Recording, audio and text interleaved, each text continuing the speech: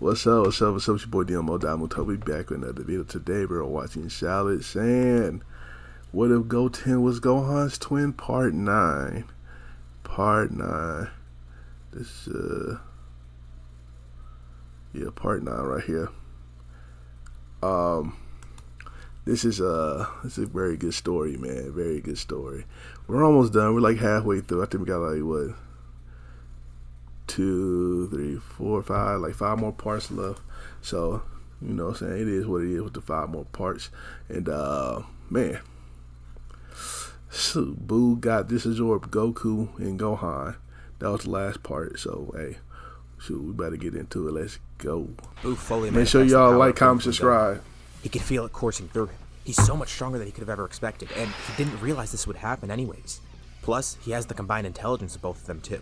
He knows those other warriors will probably return soon enough. He can't destroy Earth just yet, but that doesn't mean he can't go around eating people. On the Sacred World of Kai's, Piccolo tries something out that he hasn't really done before. He remembers Mori tried to do this to him, and Piccolo should have the same ability. Given the differences in his powers now, he may have the ability to draw out potential from people. Even if it's only minimal, he could try that here and that should give them enough power, especially with someone like Goten. Vegeta and Raditz sit there in silence. Raditz is ashamed that he let this happen too, with Vegeta also realizing it's mostly his fault. Although he wonders if Raditz willingly surrendered too. But that doesn't matter now. What matters is actually stopping Boo. Goten's the one who should be mad at them, but he's the one who tells them to focus. They're the last strong warriors left. I may have forgot to mention that Krillin's with them too. I'm strong too. He of course is going to try to strategize a plan too. He asks Piccolo if he can unlock everyone's potential, because if everyone grows stronger, then they should be more than enough to defeat Boo. But Piccolo doesn't even know if he can do it yet. Mori could barely do it, and he was an actual elder. Apparently it's an ability that older Namekians manifest. He tries unlocking Goten's power first, but nothing actually works. He is able to draw out a little bit of power, but that's really it. This is all that he's capable of right now. But as he tries focusing, he feels a change within himself and in Goten.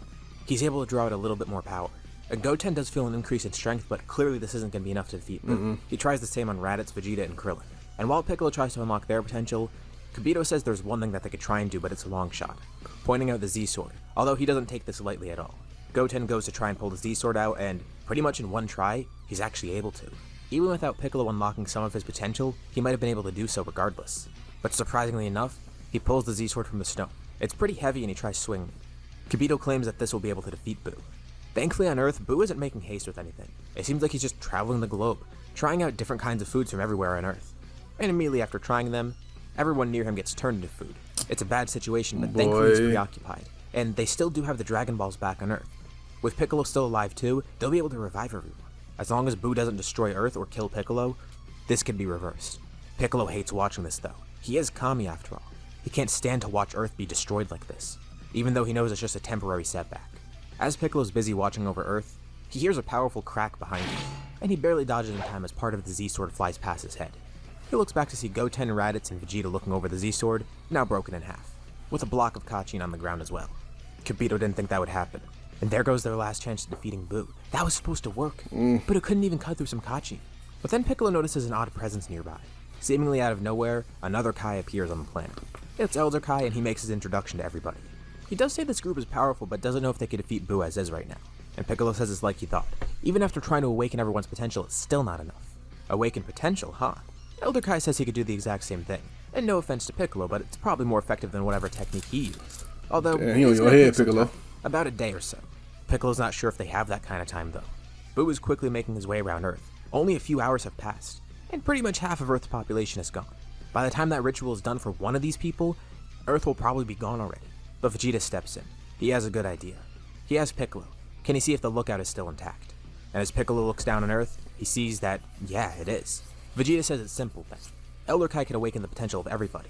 They just need to go into the room of spirit in time. That's right. Piccolo didn't even think about that. That way they'd have more than enough time to do so. Elder Kai's not really too fond of going to Earth right now, especially with it being a war zone, and he shouldn't really be getting involved in this regardless. But the fate of the entire universe is at stake, so he goes along. They teleport to the lookout, and all of them enter the room of spirit in time. For that nigga Boo. But of course, right as they enter the room of spirit in time, Boo senses that they're back on Earth. So he decides to go to the lookout too. And pretty quickly he's able to get up there. But weirdly enough, he can't sense anyone anymore. Did they come here for a second and just leave? No, they have to be here somewhere. Oh, Goku. And then it hits him. He knows where they are. He has the knowledge of Goku and Gohan after all, so he knows that the room of spirit and Go, yeah. They're probably in there. They're probably trying to get some training in to fight him. And they're being sneaky about it. He honestly doesn't know how to feel about that. Part of him wants to fight them at their strongest, but also at the same time, he knows that's way too risky. He stands in front of the door to the time chamber, charging a blast, ready to blow up the door so they're trapped in there. But right when he tries to launch the blast, someone kicks him in the face, and then a powerful blast hits him from above, driving him right through the lookout. Well, Mr. It doesn't Popo. hurt him a lot, but he is a bit angered at the sneak attack, and as he flies back up there, he sees two people waiting for him, a large man with orange hair and a small nervous-looking kid. Trunks sends Piccolo and Goten up here for a brief moment, and he doesn't know where they went, but he put two and two together and quickly realized that they're in the room that Boo tried to destroy. And Android 16's with him. That explains why Boo couldn't sense them. Trunks' power was too low to sense, and Android 16 had no power to sense. Thankfully, Trunks and 16 were able to protect a lot of their friends. They have no clue where everyone else went, but in their eyes, they're the last defense force for Earth. But Boo kinda laughs this off. There's no way that robot's gonna be able to beat him. And Android 16 said that's not the plan. He just needs to buy enough time for them so they could do whatever they're planning. Trunks powers up into Super Saiyan, ready to fight as well. He tells Boo that his mom's upgraded 16 a bunch. He's basically a completely different android. 16 rockets in towards Boo, tackling him right off the lookout as Trunks follows. Boo is actually kind of impressed. He didn't think an android would be that powerful, but now he remembers from Goku and Gohan's memories. Yeah, that's the one working with Capsule Corp. Apparently he was the one who helped train Gohan and Goten too. This android might be more than he expected, but Boo also realizes, if they're working this hard to protect the others in the Room of Spirit and Time, they must have a really good plan in mind. Of course, fighting Trunks and 16 is no big issue for him, but 16, he has infinite stamina. All of his attacks are at 100% power. He doesn't get worn out. And Boo even realizes during the fight that he has some sort of regeneration. It seems he has nanotechnology within him. As long as he's not completely destroyed, the parts within him are able to connect back together again. It's a bit slow, and it's not as good as Boo's regeneration by any means. Right. It's also completely mechanical. But 16 says this will be enough to hold off Boo. Especially because unlike the other fighters, he doesn't feel pain. He could do this for as long as he wants. But Boo is done being played around with. If they're going to continue getting in his way, he'll just kill them on the spot. And he gets ready to do exactly that. He rips off pieces of himself. Oh yeah, it's not gonna take that wrapping long around to 16 and Trunks. unlock their This is potential. the end for them. But for some reason, Trunks looks happy. Actually, determined if anything. And then 16 can see exactly why he's feeling that way. Someone rockets over to Boo, blasting a hole right in his side that cuts through him, telling Boo to stay away from Trunks. It's Vegeta. Although, weirdly enough, it looks like he's in his base form. Why does Vegeta feel stronger than before, though? And then another attack hits him. It's from Raditz. An arm stretches out to grab him. It's Piccolo's arm. How dare he destroy the lookout like that? Raditz and not Goten then Piccolo fly down got from the his. sky together, He each unlocked with a leg four extended, niggas. landing a simultaneous kick on Boo. That's not Boo's power that he's using. That's the power of Goku and Gohan. But he won't have their power for much longer. And as Boo looks around at everyone, they all appear to be in their base form. Piccolo looks slightly different, but not too different. And he notices something weird with Goten. His hair is black as if he were in base, but his eyes, they have a fierce yellow glow in them. Piccolo says thanks to Android 16 and Trunks, they were able to get their potentials awakened by Elder Kai. But Raditz notes, it looks like Boo pissed Goten off a little bit too much. Something about his ultimate form is different. He feels the ferocity of a great ape within him. And somehow it's manifesting through his ultimate form too. Oh It shit, seems I like like he's got a that. greater boost than anyone else there. Boo tells him to stop being so confident. No boost in power will be able to defeat him, and even if that's the case, he can just absorb them. It's really easy. Raditz takes out a cigar, lighting it with some key from the tip of his finger. Taking a hit from it, he smiles. This fight's gonna be pretty fun. And he retreats for a bit, charging his ultimate attack.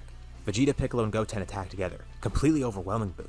And Boo could sense the bloodlust from Nigga, Goten, nobody. that anger hold that on. Gohan dis- Raditz, nobody's scared of your double Sunday, nigga. Stop it. played before. Think about him He with a has the Saturday same thing. crash. nigga. And Vegeta says it's quite impressive, actually. The fact that he's able to manifest great apes still. It's not something that he, Raditz, or even Kakarot could do. And from above, two powerful and sharp ki blasts fly past Boo. Neither of them hit him, though. But that's not the point. Raditz is there above them all, clearly putting a lot of energy into this attack. This is his new ultimate move, also named after calendar terms just like his other ones. Fortnite Flash. He then swings his arms in the opposite direction, with each blast slicing Boo. He then swipes the I don't arms like around, Shao Kahn, I continuing don't to like do this that from one. above, cutting Boo into more and more pieces. Piccolo and Vegeta then throw a bunch of ki blasts around him, with Piccolo using a Hellzone grenade and Vegeta just following his lead. As Boo continues to be sliced apart by Raditz, the blasts all draw inward, and Goten floats nearby, quickly charging a Kamehameha. As the Hellzone grenade connects together, Goten launched his blast too, and together, they completely kill Boo. Now, they don't really know how to feel about this because they accidentally did just kill Goku and Gohan probably. They don't know if the two of them were even still alive, but it might have been worth it to check out. Right. They assumed that they died when Boo absorbed them as candy, but maybe they were alive in there somehow. But it's fine. Piccolo was able to gather the Dragon Balls and restore all the damage done by Boo, as well as reviving everyone killed by him. Elder Kai doesn't really like this either, but he's glad he could at least help them save Earth and the universe as a whole. Goku and Gohan are told about everything when they return. They still can't believe the group was able to pull it off. Goku says they truly are amazing fighters. And Gohan wants to see the new power that Goten unlocked. Everyone got their own ultimate form. And Goten goes into it, but he doesn't have those same yellow eyes as before.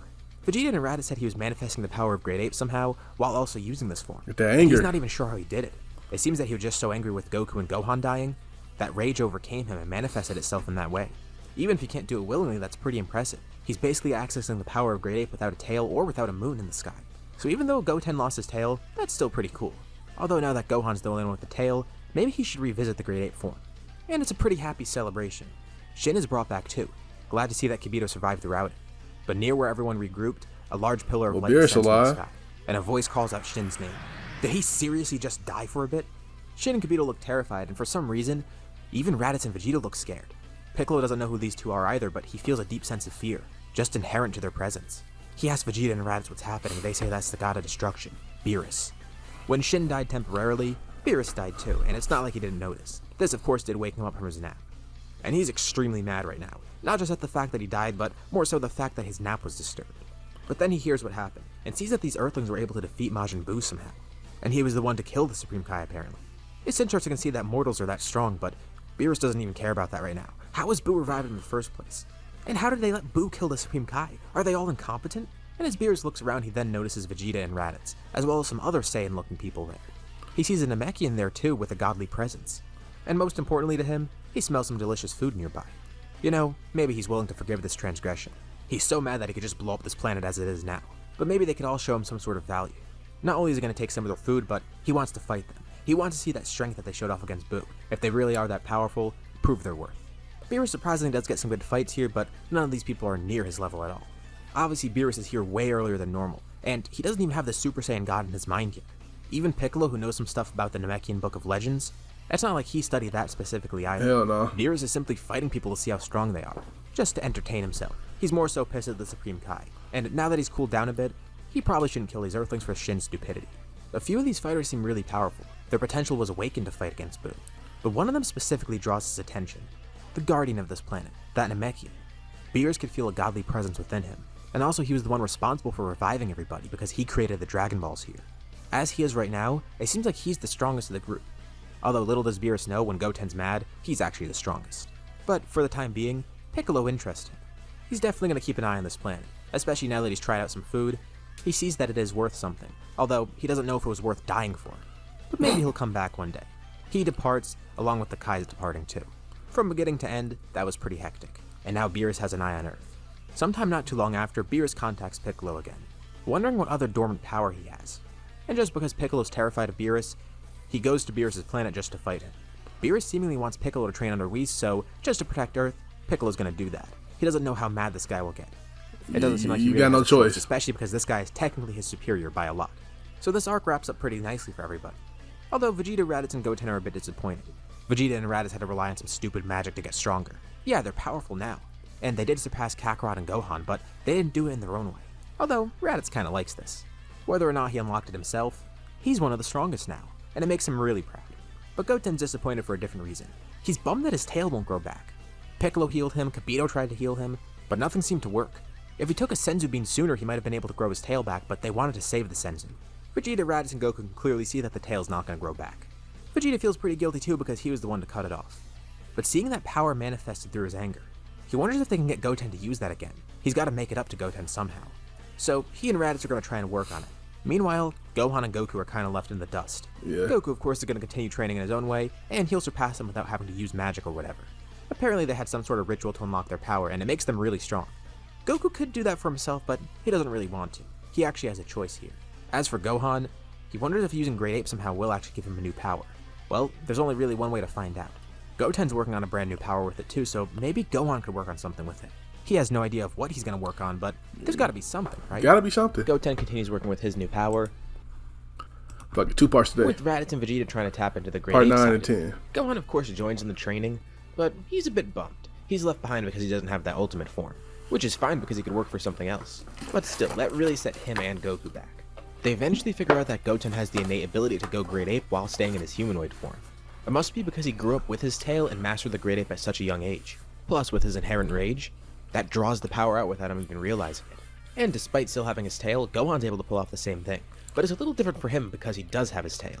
Now on the surface they don't immediately notice yet. As far as they could tell, it grants a similar power. Goten's able to do it without Ultimate now, and then when they both do it at the same time, it essentially looks like the same form. But little do they realize they're going to be going down different paths. As for Goten, Ultimate awakens his potential. And on top of that, this wrathful form exists out of necessity for him. He doesn't have a tail, he can't go grade 8. As for Gohan, he could still go grade 8, and he doesn't have his Ultimate form. His tail being there is going to affect some things. Goten's able to draw this power out while in Ultimate, and it doesn't make a new form or anything, it's just that Ultimate is significantly powered up and his eyes look yellow now. So Gohan gets an idea from this. Okay, if he can combine the power with something else, maybe he can combine it with a power of his own. Yeah, Ultimate's a completely different thing here. But what about Super Saiyan? Is there a way to combine the power with that? And after a lot of time searching for the way to do this, one day he stumbles upon it. He actually finds out how to do this. Although it awakens a strange new power for him, inadvertently awakening some of his own potential too. This form is also completely unheard of for everybody. Well, we know what it is. But this is the first time everyone else sees it. Raditz and Vegeta are completely astounded. They're speechless. This form, it's so primal. It's so Saiyan-like. Raditz thinks it's awesome. This is definitely a great display of his Saiyan pride. And Goku? Well, he's glad Gohan was able to unlock something of his own. Especially something that powerful. Goku wonders if he could ever do it, but he never got mastery over grade 8, so it would be kind of tough for him. Maybe he could, but it's a completely different scenario for Gohan. And as far as they know, this might be completely unique to him due to him having the tail. Goku actually has discovered something of his own, but it's not really too much of use yet. He has tapped into Super Saiyan 3. And he's kind of working on that, but doesn't know what he could do with it. He was hoping Gohan might have been able to do something with it, but now he has this form. So, naturally that form is going to be called Super Saiyan 4, even though it's kind of a different route of power. But it fits their naming scheme so far, and that's what it is. It's Super Saiyan 4. A couple years pass now. We're past the point in the series where the original Battle of the Gods happened. By now, Gohan... So is Goku actually going to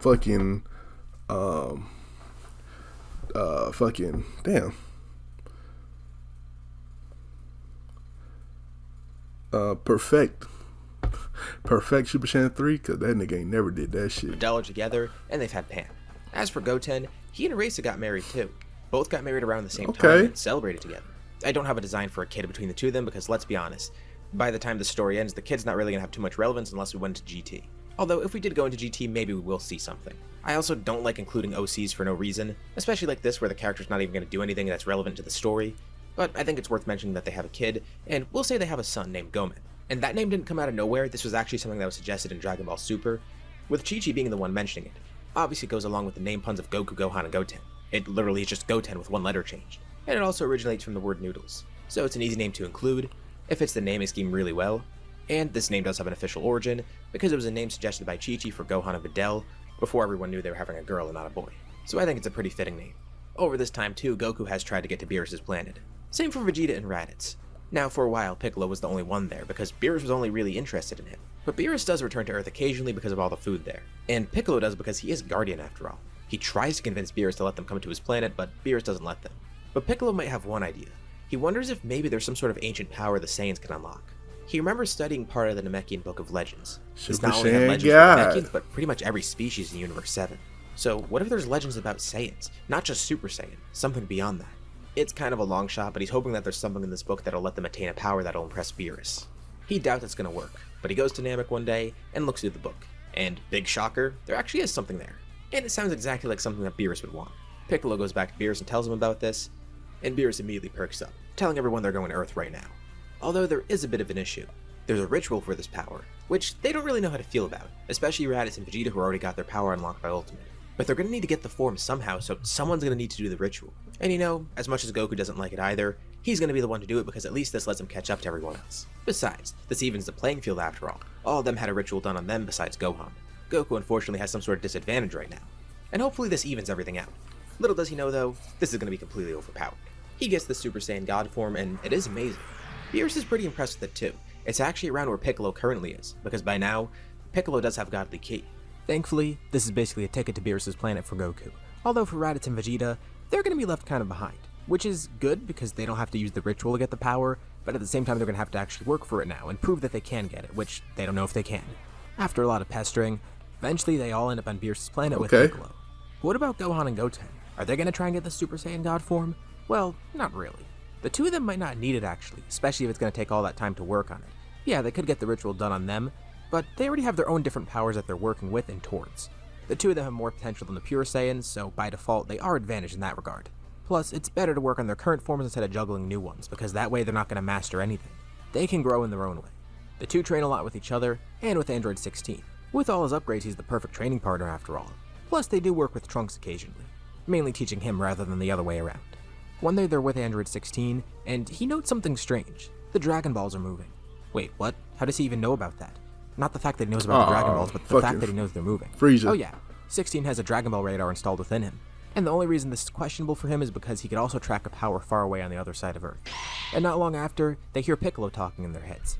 At least Gohan and Goten do, because he can't talk to a mechanical being like that. But they tell 16 what he said. Piccolo says that someone's going after the Dragon Balls, and it appears to be the Frieza Force. They've been spying on Earth for a while, trying to figure out some way to strike back, and they learn of the Dragon Balls. Although, it looks like they're not really going to get far.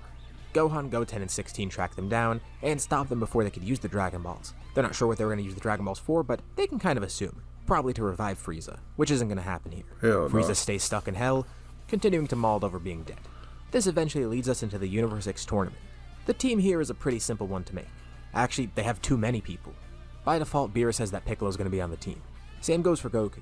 The two of them are stronger thanks to a jump start and godly training. Next, it'll be Vegeta and Raditz because by now, they do have access to godly powers too. Okay. As for the fifth fighter, well, it could really be anyone. Despite Goten having ultimate, Gohan's also growing at a considerable rate, especially with his brand new form, which seems to have its own potential unlocking abilities. Not to the level of ultimate, but enough to make a difference. The 3 pure Saiyans actually go in the room of Spirit in time beforehand just to get ready. And as for Gohan and Goten, the two of them do rock, paper, scissors to decide who goes to the tournament. Gohan's the one who ends up on the team. Okay. Although, it doesn't really matter because the tournament's kind of a wash. Vegeta's actually the one to go up first. He eliminates Matamo, then Frost, then Vegeta, then Kappa. Although Kappa does learn Super Saiyan from him. He just wiped out 4 members of their team and he's still going. And he hasn't even shown off his full power yet. Versus Hit though he does, showing off the brand new form, Super Saiyan. Damn, already? This isn't exclusive to him. Raditz and Kakarot have it too, he says. But it should be enough to defeat Hit. But it's not. They learn of Hit's time skip abilities, and Vegeta does put up a good fight, but he doesn't end up winning. The next one up is Piccolo. Obviously the others were watching and they did figure out some of Hit's moves, with Goku and Piccolo especially paying attention. Part of Goku hopes that Piccolo ends up losing so he can go up next. But also he does want Piccolo to win and wants to see what Piccolo's made of. They haven't really gotten a full display of Piccolo's power just yet. Like, yeah, they fought each other, but this is the first time Piccolo's in a real battle against someone else where there are stakes. This isn't a sparring match. They all know the extent of Piccolo's power, and this is going to be a good test for everybody else to see. And Hit could tell just from Piccolo stepping in the ring that he's pretty powerful, someone to not mess with. You see, Piccolo's got a nice advantage over everybody. He had his potential awakened in the Buu Saga. He was the first one to go to Beerus' planet and access Godly Ki. No one on Earth has really seen it, but Piccolo has grown significantly. Plus, after going to Namek last time to learn of the Super Saiyan God, he looked a little bit more into different aspects about himself that he could learn. Not just trying to practice more with magic, but figuring out ways to unlock his power even further. Mori mentioned this a while ago too. He had a lot of dormant power locked away. Unfortunately, he couldn't find some sort of godly Namekian form. At least, not one that was marked down in the book. But that didn't stop him. You see, there was no legendary Namekian god that he found. At least, not just yet. Maybe that's exactly what he is, but that's not what he calls this form. Immediately against Hit, it transforms into his new strongest power. His appearance completely changes. Sure. They expect some really cool name for it, but Piccolo just refers to it as his orange form. It's an evolution of his previous power. Plus, it's imbued with godly ki due to his training. That shit look fire. Now, even though a godly Namekian legend didn't exist, it doesn't matter. Piccolo probably is that legend. Maybe the next iteration of the book will write about him instead. This is the true power of the nameless Namekian. Of course, power is not all that he needs to fight Hit here. He's going to need strategy too, and a smart mind. You definitely do. But Piccolo's one of the best fighters to go up against him. He's a martial arts genius, and last time that he watched Hit, he was able to figure out how some of his movements work. Goku was able to notice the same thing. Although, he didn't tell Piccolo because he wanted to see if Piccolo picked up on it himself. Which he was able to. And despite his increase in size, Hit's surprised to see how fast Piccolo is. Piccolo then clones himself, with a bunch of him surrounding Hit in the ring. But these are mainly distractions. There's no power in these clones. They all attack Hit at once, basically trying to bait him, and then Piccolo sees his opening, knowing when Hit's about to use his time skip and accurately predicting his moves. Hit uses time skip, but right when it ends, his face plants right onto Piccolo's fist. And with a single punch, he's knocked clean out of the ring, hitting the barrier. It's impressive that someone with no knowledge of time control was able to do that. And with that, Universe 7 wins the tournament, and the same wish is made by Beerus. Goku and Raditz are a bit heated that they didn't get to fight. As for Gohan, he kinda wanted to test out his power, but he expected that when he realized that he was last place here. It looks like Goten didn't really miss out on too much. Of course, with the tournament though, someone else is watching the clips later on. With Zamasu whose body he gonna steal this time though? Now the thing is, he only really saw 2 people fight, Vegeta and Piccolo. But as he learns more about the two of them, he makes a pretty easy decision. Now, Piccolo is actually a godly figure. Him using godly powers, well, it's expected. Black Piccolo. He's common. In Zamasu's eyes, Piccolo black. Piccolo's one of them. And maybe Piccolo would even go along with his plan once he hears about it, but obviously he's not going to tell Piccolo. What he's really looking for is a vessel, and that vessel will be Vegeta, a mortal playing god, the father of someone who actually messed with time. Learning about Trunks' transgressions against the gods too. Let's go over to the future timeline. After returning back, Trunks was able to restore peace here. Now, initially he didn't grow as strong as he should have, thanks to not being able to go into the time chamber. But he did learn about the time chamber and tried to find it here. And luckily the lookout still seemed to be intact, so he went in there himself too. He tried to grow stronger seeing what Goku, Gohan, and Goten did, trying to master Super Saiyan for himself, and eventually he was able to. His timeline's protected from the androids and Cell. Although, there is one android left that doesn't do anything. After the defeat of 17 and 18, Android 16 is still around. And since he is still hardwired to fight Goku, he doesn't even attack Trunks at all. 16 hasn't done much of anything, he's really just followed the other two around. And Trunks actually gets an idea, especially after what happened in the past. Android 16 is deactivated and then taken to Bulma. She isn't so sure about this, but she trusts Trunks' judgment. And she's able to reprogram Android 16, just like he was reprogrammed in the present. Now, he's not going to be upgraded like he was in the present, because she doesn't really have the resources right now. Maybe later on down the line she will, but for now, 16 is just going to be reprogrammed, not upgraded. This is good because Trunks is really the only one protecting this timeline. Now 16 can work alongside him. Plus, 16 is a great training partner for him too. If he's going to grow stronger, he needs someone to help him. Although, with Trunks being a little bit weaker than normal, even with Android 16's help later on, the events of the Buu Saga still go normally for him. Babidi and Dabura are stopped, but unfortunately, Shin does die. They stopped Buu's revival, but still lost the Supreme Kai. Damn. But little does Trunks know, this entire time another villain was watching over. At one point, the timeline's attacked by a familiar face. At first, Trunks doesn't even realize it. He sees the culprit from behind in his clothes, but his hairstyle looks oddly familiar. But the man sets his Trunks behind him, turning around to greet him finally. Trunks is paralyzed with fear. He can't even fight this guy. He's looking at the spitting image of Vegeta. The person destroying everything here. It's his father. But that makes no sense. Vegeta's dead in this timeline, and there's no way the one from the past could have come here either. Also, the one in the past was kind of a good guy by then. Yeah, he wasn't a great person, but he wouldn't do this. Who is this guy? Trunks' struggle against Vegeta Black begins. Thankfully, with the help of Android 16, things go a lot better here. Future Bulma doesn't end up dying. And just like normal, they are able to get fuel for the time machine, but they only really have one shot at this. 16 will be sure to protect everyone while Trunks is gone. The best part is, 16 can't be sensed by this guy. He has no key to sense. Plus, his infinite energy engine is actually pretty useful for them. He could basically be used as a generator for all the survivors, giving them electricity, with Bulma being able to add something extra to the engine to convert that energy. So even though Trunks has to leave for a bit, thankfully everything's safe so far. But of course, Bulma and Trunks don't know how to feel about all this. That can't actually be Vegeta, can it? Bulma never gets to see him up close, but based on what Trunks sees, and some snapshots taken by Android 16, it clearly is a Vegeta doppelganger. Hopefully going to the past will be able to stop this, and maybe they could figure out what's going on with this mystery. Hope isn't completely lost yet. Trunks boards the time machine, going back to the same timeline that he saved so much. That nigga Zamasu psychological, bruh. Psychologically fucking up with Future Trunks, son. Don't do that. Future Trunks, what Future Trunks do to you, man? Come on, man. But anyway, shout out to Saiyan for this video. We watched part 9 and part 10 today, with some good chapters. You know what I'm saying? They defeated Buu. Everybody's getting stronger in their own power. I love how he making the story. And it's not really about Goten and Gohan. I like how people, these stories like Smush is pretty good at this. Unreal, you know, and all the other ones, Major Dragon. They not just making it just solely on the character. You know what I'm saying? So I like that. So make sure y'all like, comment, subscribe, and I'll catch y'all next time. Peace.